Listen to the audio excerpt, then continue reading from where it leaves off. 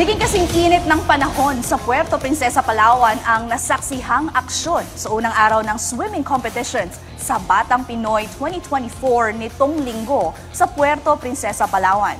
Yan ang ulat ni teammate Daryl Oclares.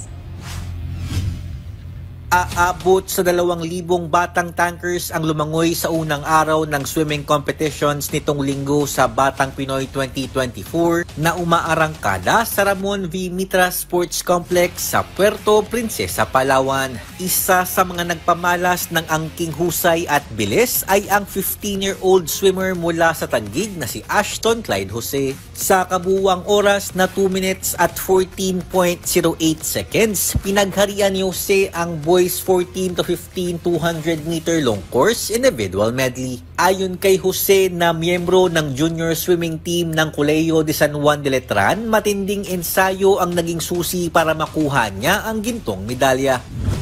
Nag-gym po ako, strength and conditioning 2 times a week po. Nagdo-double training din po ako 2 to 3 times a week din po.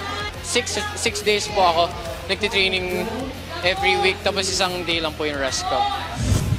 Naging malaking bentahe rin para kay Jose ang kanyang exposure sa NCAA kung saan nakakolekta na rin siya ng ilang mga medalya. 4 bronze po. Apa. 200 IM ulit po, tapos 200 breaststroke, tapos 4x50 relay po, 4x1 relay din po. Ikalawang araw pa lamang ng kompetisyon ngayong Lunes, kaya marami pang pagkakataon ng ating mga batang swimmers na makasungkit ng inaasam nilang gintong medalya. Mula rito sa Puerto Princesa City, Palawan, Daryl Oclares para sa Pambansang TV sa Bagong Pilipinas.